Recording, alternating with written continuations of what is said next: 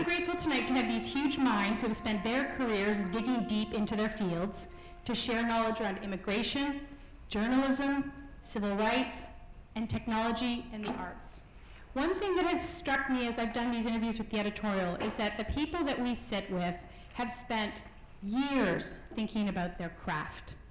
And that knowledge they are so excited to share. When I sit down and say, I'm going to sit with you for 45 minutes and hear this interview and ask you a lot of questions, they just shine. I mean, who doesn't like being paid attention to?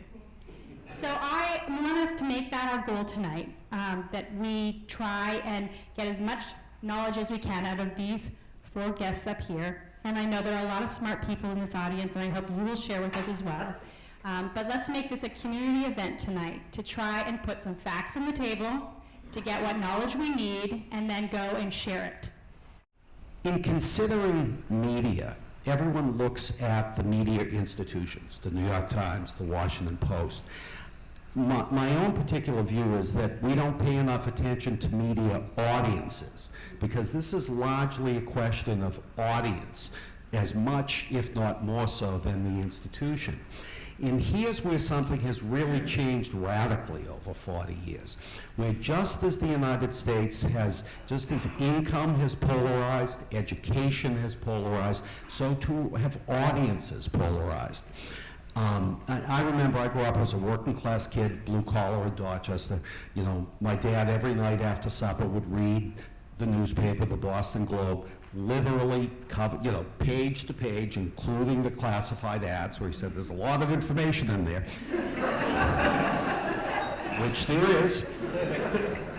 I can tell you, my late parents were 2 of the best informed people, you know, I had ever run into, and they got that from reading the newspaper and, you know, sort of paying attention to broadcast news.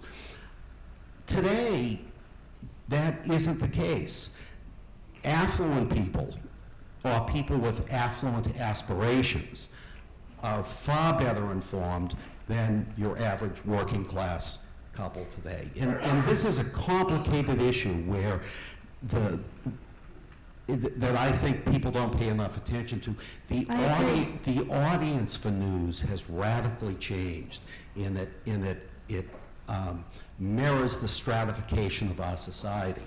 And I think there are really profound political implications for that.